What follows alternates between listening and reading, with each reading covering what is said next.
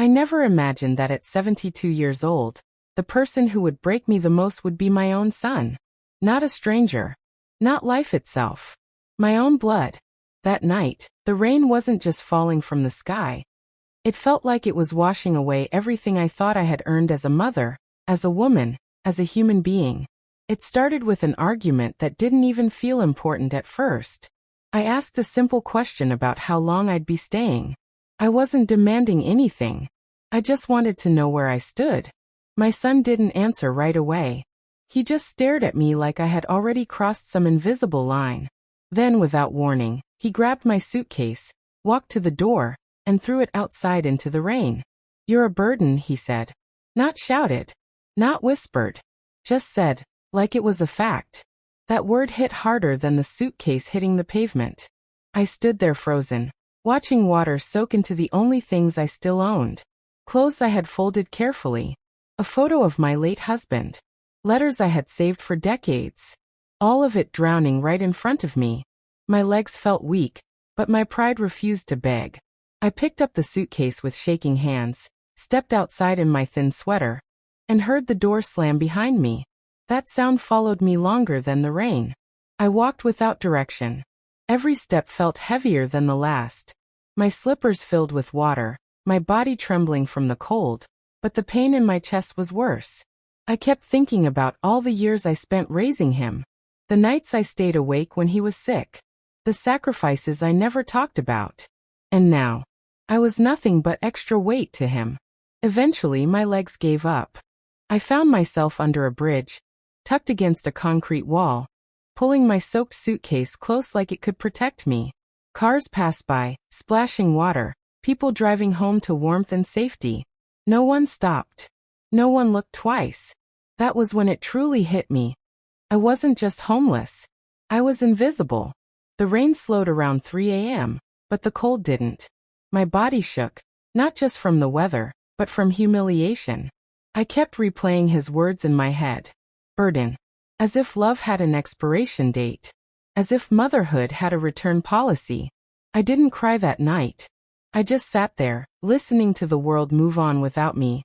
Wondering how everything I built had collapsed into a single moment. And that's when I heard footsteps. Slow. Careful.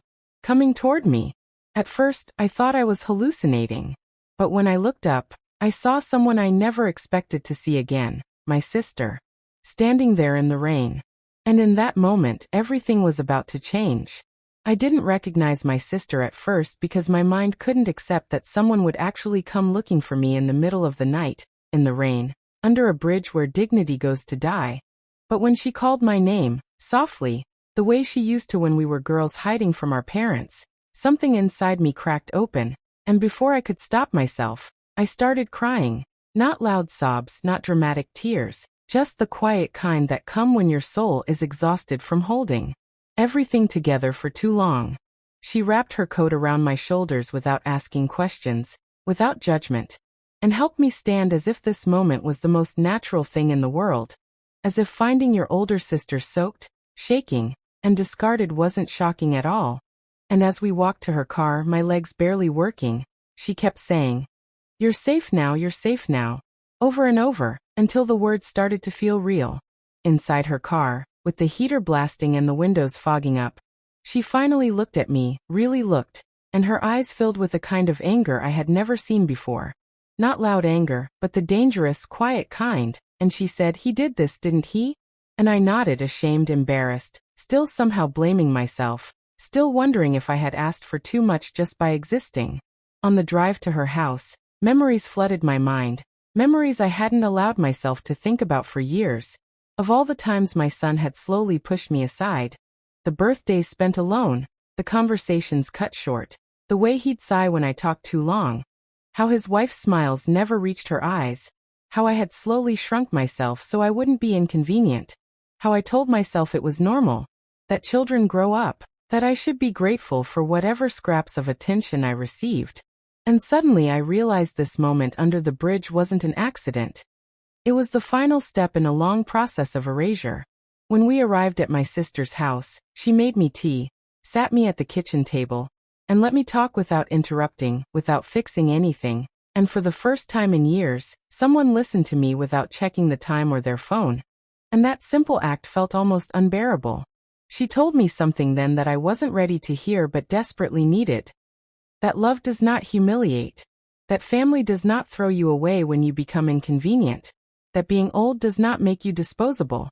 And as the sun began to rise outside the window, casting pale light across the kitchen floor, I felt something unfamiliar settle into my chest. Clarity. I realized that night didn't just take something from me. It revealed something too, the truth about who had failed whom. And for the first time since my husband passed, I allowed myself to imagine a future that didn't revolve around begging for space in someone else's life, because somewhere between the rain, the bridge, and my sister's kitchen table, I understood that being abandoned was not the end of my story. It was the beginning of a reckoning. The days that followed at my sister's house felt unreal, like I had stepped out of someone else's life and into a quiet place where time moved slower, where no one shouted my name in anger, where no one treated my presence like an inconvenience. And yet even in that calm, my mind wouldn't rest, because silence has a way of forcing you to hear thoughts you've buried for years. I kept replaying that moment in the rain, the sound of my suitcase hitting the ground, the way my son's voice cracked with irritation rather than guilt. And the hardest part wasn't what he said. It was how easily he said it, as if he had rehearsed those words long before that night. My sister noticed how I startled at small noises, how I apologized every time I sat down, every time I asked for water, every time I existed, and one afternoon she gently asked me, "How long have you been living like this?" And the truth slipped out before I could stop it. Longer than I wanted to admit, longer than I even realized myself. I told her about the slow erosion, how it didn't start with shouting or cruelty but with small dismissals, jokes at my expense, eye rolls when I spoke, decisions made without consulting me, until one day I looked around and realized I had become a guest in the home I once built. I told her how I stayed quiet because I was afraid of being alone, how I convinced myself that enduring disrespect was better than having no family at all, how grief after my husband's death made me cling to whatever scraps of connection I had left, even if they cut me in the process. My sister didn't interrupt. She just listened, and when I finally stopped talking, exhausted, she said something that shifted everything. "You weren't choosing peace. You were choosing survival." That sentence echoed in my head for days, because it finally gave me permission to stop blaming myself for not leaving sooner. As the week went on, I began to notice things I had forgotten about myself. How I liked my tea strong, how I enjoyed morning walks, how I laughed at old movies, how my opinions still existed even if no one had asked for them in years, and each small rediscovery felt like reclaiming a piece of land I had slowly surrendered. One evening my son called, and seeing his name on the screen made my hands shake, not with longing, but with something closer to resolve. And when I finally answered, his voice wasn't worried. It was annoyed, asking where I was, telling me I had embarrassed him, warning me not to make a scene. And for the first time, I heard him clearly, not as my child, but as a man who expected obedience without offering respect. I didn't argue, didn't cry, didn't beg. I simply said I was safe and ended the call. And when I set the phone down, I felt lighter than I had in years, as if every unspoken truth had finally exhaled through me. That night, lying in a clean bed under a warm blanket, I realized something frightening and liberating at the same time. I no longer missed the person my son had become. I only missed the idea of who I thought he was. And letting go of that illusion hurt, but it also freed me. I began to understand that love should not require self-erasure, that motherhood does not mean accepting cruelty, and that being alone is sometimes less lonely than being unwanted. As dawn broke again, soft and pale, I made a quiet promise to myself that whatever came next, I would not return to a life where my worth depended on someone else's convenience, because silence had finally taught me the truth I had avoided for years. I was never the burden. I was the one who had been carrying everyone else. In the days that followed, something inside me began to change, not loudly or dramatically, but in a quiet, steady way, like roots growing deeper underground where no one can see them but where real strength is formed. Staying at my sister's home gave me space. Space to think without being interrupted. Space to breathe without feeling watched. space to exist without constantly proving my usefulness. And in that space, I started noticing how much of my life had been shaped by fear rather than choice. I realized how often I had said yes when I wanted to say no, how many times I had swallowed my words to keep the peace, how deeply I had internalized the idea that my value depended on how easy I was to live with. One afternoon, while folding laundry together, my sister mentioned something casually about the future, about what I wanted to do next, and the question caught me off guard because no one had asked me that in years. Not sincerely, not without an agenda. I opened my mouth to answer and found myself unsure, not because I lacked dreams, but because I had trained myself for so long not to have any. That realization hurt more than the night in the rain, because it showed me how slowly I had abandoned myself in the name of love. Yet instead of drowning in regret, I felt something else rising: determination. I began taking small steps that felt monumental to me, making my own appointments, handling my finances without asking permission, choosing my own routines, and each decision, no matter how small, restored a piece of confidence I thought I had lost forever. When my son called again, his tone softer this time, laced with something like impatience disguised as concern, I listened carefully, not just to his words but to what was missing.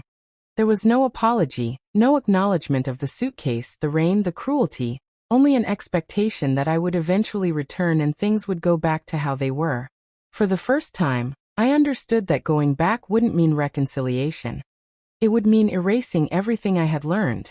I told him I needed time, and when he scoffed and accused me of being dramatic, I didn't flinch, because I finally recognized that minimizing my pain had always been his way of avoiding responsibility. After that call, I sat alone for a long while, feeling the weight of grief not just for my marriage, but for the version of motherhood I had hoped would protect me in old age. And yet even that grief felt cleaner, more honest, because I was no longer pretending it didn't exist. Slowly, I started reconnecting with people I had drifted away from. Old friends who welcomed me without questions. Neighbors who remembered me for who I was before my world became small. And with every conversation, I felt less invisible. One evening, as the sun dipped low and painted the sky in soft oranges and purples, I caught my reflection in the window and noticed something different in my eyes. There was sadness, yes, but also clarity, and beneath that, a quiet strength I had never claimed as my own. I began writing again, journaling thoughts I once dismissed as selfish, documenting memories not to dwell on pain but to remind myself how far I had come. And through those pages, I discovered a truth that startled me. I was not broken. I had been bending for too long. As the days turned into weeks, I started imagining a future that didn't revolve around earning anyone's approval, a future built on dignity, boundaries, and self-respect. And while the road ahead still scared me, it no longer felt empty. That fear, I realized, was not a warning. It was proof that I was finally choosing myself. And for the first time in a very long life, that choice felt like freedom. As the weeks unfolded, I learned that healing doesn't announce itself with fireworks or grand speeches. It arrives quietly, in the moments when you no longer feel the urge to explain yourself to people who never tried to understand you in the first place. Life at my sister's house settled into a gentle rhythm, and within that rhythm, I discovered how powerful silence could be. Not the kind born from fear, but the kind rooted in self-respect. My phone stayed mostly quiet, but when messages from my son did arrive, they carried the same undertone I had come to recognize so clearly. Expectation without accountability, concern without compassion. He asked when I was coming back, what my plans were, whether I had cooled off, as if dignity were a tantrum and boundaries a phase. This time, I didn't rush to respond, didn't rehearse my words in my head, didn't twist myself into knots trying to sound reasonable enough to be heard. Instead, I let the messages sit, and in that pause, I realized how much of my life had been spent reacting rather than choosing. I began to understand that silence wasn't avoidance, it was clarity.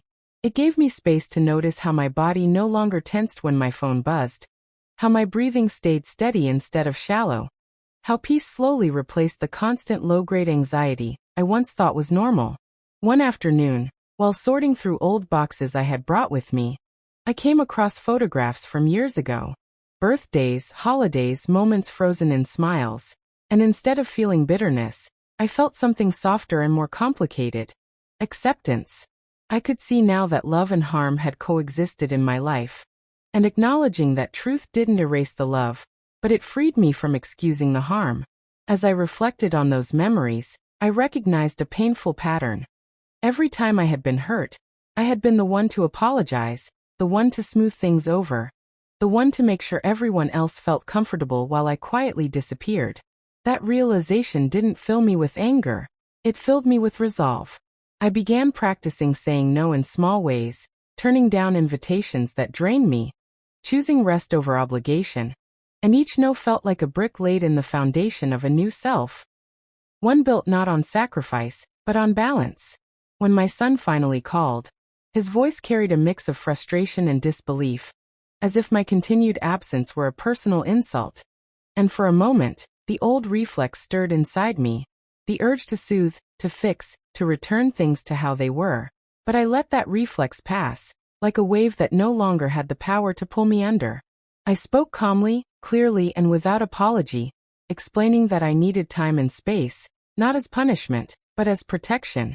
And when he dismissed my feelings yet again, I understood something vital. Being related to someone does not entitle them to hurt you. After the call ended, I sat quietly, feeling a strange mix of grief and relief, mourning not just what had happened, but what would never be, the fantasy of unconditional support I had carried for so long. Yet alongside that grief was a growing sense of pride, because for the first time, I had not abandoned myself to preserve a relationship that demanded my silence. I started envisioning a life shaped by intention rather than endurance, one where my worth was not measured by how much discomfort I could without complaint. Days passed, and with each sunrise I felt lighter, as if shedding layers I no longer needed. And in that lightness, I discovered a truth that grounded me. I did not need anyone's permission to rebuild my life. The quiet I had once feared became my sanctuary, a space where my thoughts were my own, my choices were deliberate, and my future was no longer something I waited for. It was something I was finally creating. In the quiet weeks that followed, I began to notice a shift within myself. Not dramatic or loud, but steady and undeniable, like a river changing its course over time. I started waking up earlier, not because I had to, but because I wanted to, savoring the calm moments before the day unfolded. And in those mornings, I reflected on how much of my life had been dictated by other people's expectations rather than my own needs. Slowly, I began reclaiming pieces of myself that had been buried beneath years of emotional labor. The woman who loved reading without interruption, who found comfort in long walks, who could sit with her thoughts without feeling guilty for not being useful to someone else.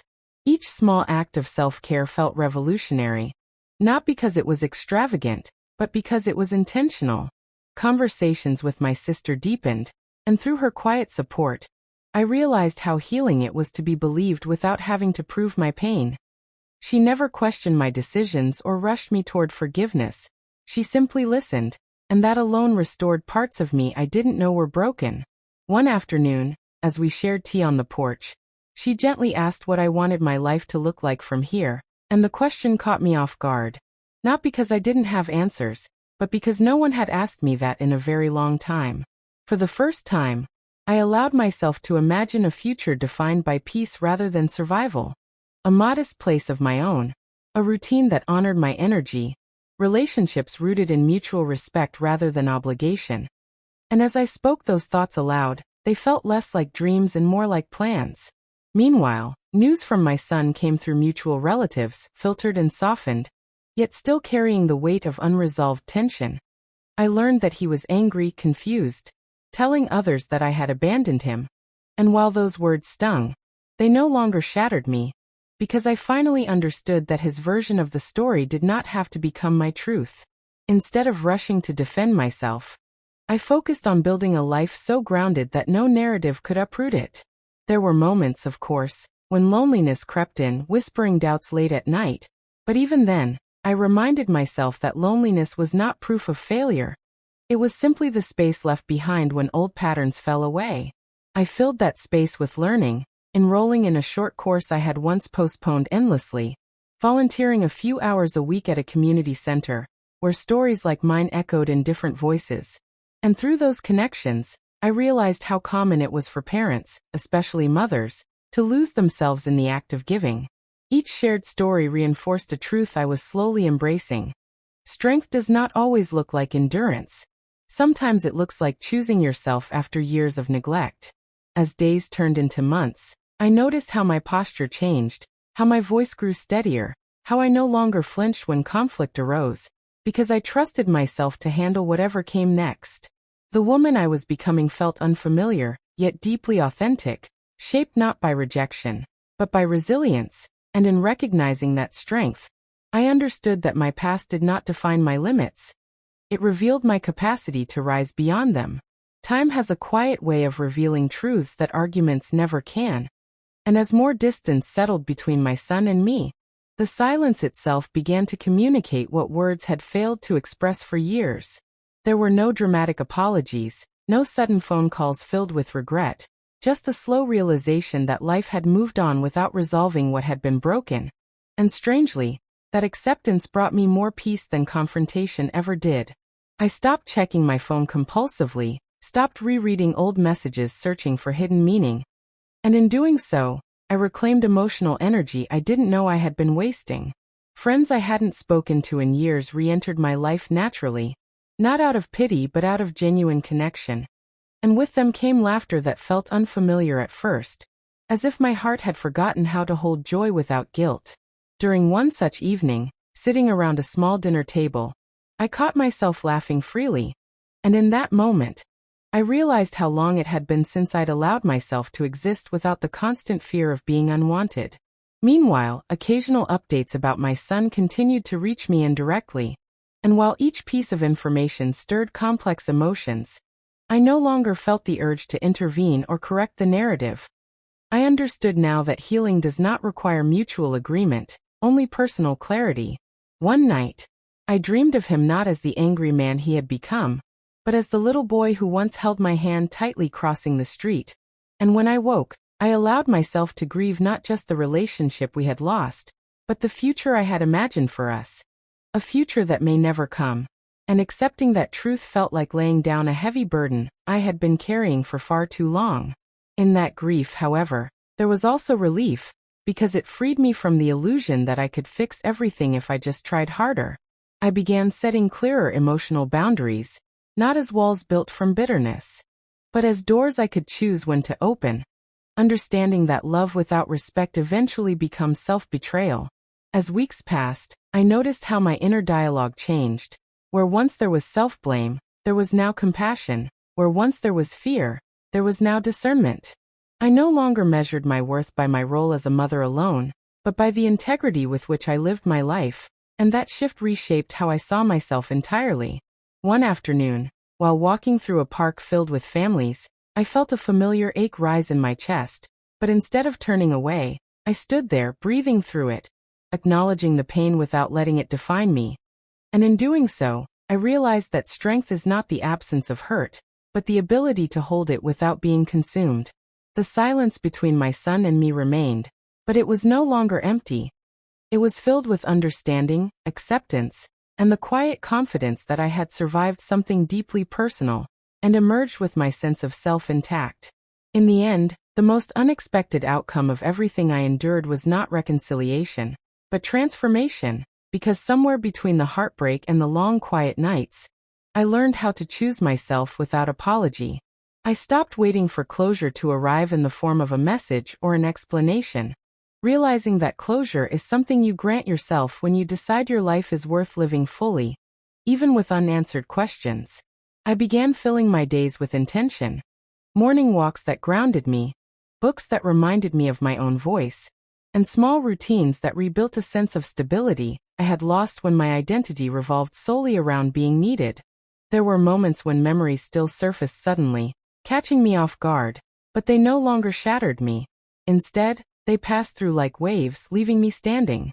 I understood then that loving someone deeply does not obligate you to endure ongoing emotional harm. And letting go does not mean you never cared.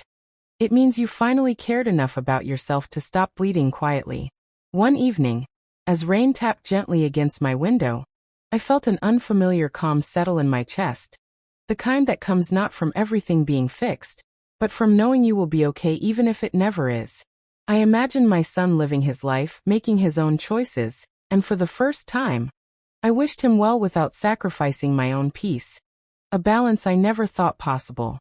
That night, I wrote a letter I never sent, not to accuse or explain, but to release every unspoken word, and when I finished, I folded it carefully and placed it away, knowing its purpose had already been fulfilled.